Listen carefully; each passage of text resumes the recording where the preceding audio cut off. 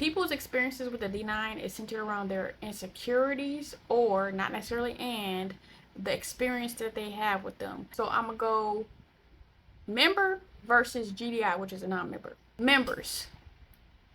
When I came through, there was a saying: whoever you are before the letters is who you are after the letters. Some of these people be lame ass individuals and get some letters and think it's gonna change something. Just because you got some letters don't make you all of a sudden pretty. Just because you got some letters don't make it all of a sudden that you are a ladies man. Just because you got some letters don't make you smart. None of that stuff happened. Whoever you were before the letters is who you are after the letters. Some people's insecurities make them join the D9. You can tell that with the renouncers. You can tell that with the people who have to disparage other people to make themselves feel better. There are so many people who join the D9 not for what the D9 was created for. So it's damn near like you a GDI in the D9 because you have this warped view of what the D9 is and you only participated in it to feed your ego or to make yourself feel better about yourself. The big thing about people who renounce is that they made the organization their god, and then they assume that everybody else joined for the exact same reason, and it's not that. Now, to go to the experience piece with the non-members, what made me realize the marketing around the D9 and why non-members only associate us with strolling or parties is because that's what you went to. What made me realize this is when I lived in New Orleans. If you're not from New Orleans or don't have family from New Orleans or just not familiar with Mardi Gras, you would not think that Mardi Gras is a family event. When people who are not from New Orleans come to New Orleans to celebrate Mardi Gras, they're going to come for that Tuesday. They're going to go to Bourbon Street. They're going to, whether they're a woman, they want to show you something, mister, to get some beads. Or like one of my college buddies came to New Orleans like, oh, where can I buy some beads? Why would you buy some beads when there's a parade that's about to start in an hour and you could just get them for free? Like, people don't even be doing their research. So when people come to New Orleans for Mardi Gras, they go for debauchery. And then their takeaway is that Mardi Gras is about debauchery.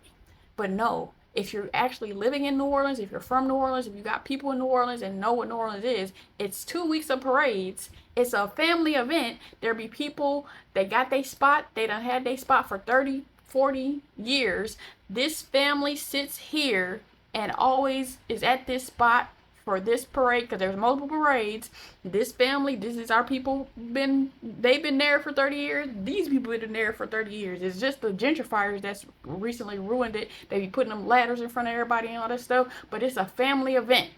Let's go back to the D9. When I was in college, specifically for my campus, the Zetas were known for our programming. We were not known for parties until we had a party called Hail to the Queens. It was with the AKAs, the Deltas, and the Zetas, and it celebrated all our Founders Day being in January. It wasn't an issue because we didn't have Sigma Gamma Rose at our school. The first year, it was a hype party. The second year, we had people from New Jersey, Philadelphia, all that coming. That's when we were known for our one party. Other than that, my chapter was known for our programming. Outside of other people having parties, they were known for, they had programming. It was very hard to get our peers who were not members to come to our programming unless it was about relationships or it was a party.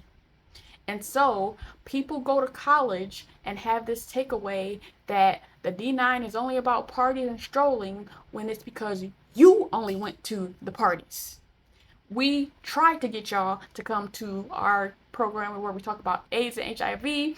My chapter would have like a little event at the beginning of the year to give tips to freshmen, which was actually well attended. But y'all thought that all the community service was only for interest. So your interaction and your experience and only coming to us for parties does not make it that we are only about parties. Additionally, on social media, people will say, well, all I see y'all is strolling and all this stuff. Y'all make that go viral. You can go, if you go to look up some people's chapter stuff, you can go see community service, you can go see auxiliaries, you can go see all the things that the D9 do, but that's not what's interesting to you. So your interaction as a non-member determines what your thought on the D9 is. If you actually interacted and went to our programming of substance, you would think other things, but that's not what interests you, and you have to be honest about that.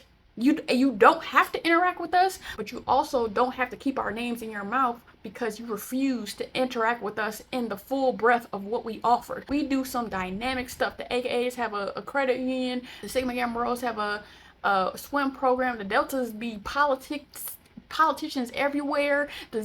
We as the Zetas got 4 different auxiliaries. Z Hope, Human Genome Project. All of the male fraternities have auxiliaries where they mentor black boys, and y'all only think we are about strolling and parties because that's all y'all go to.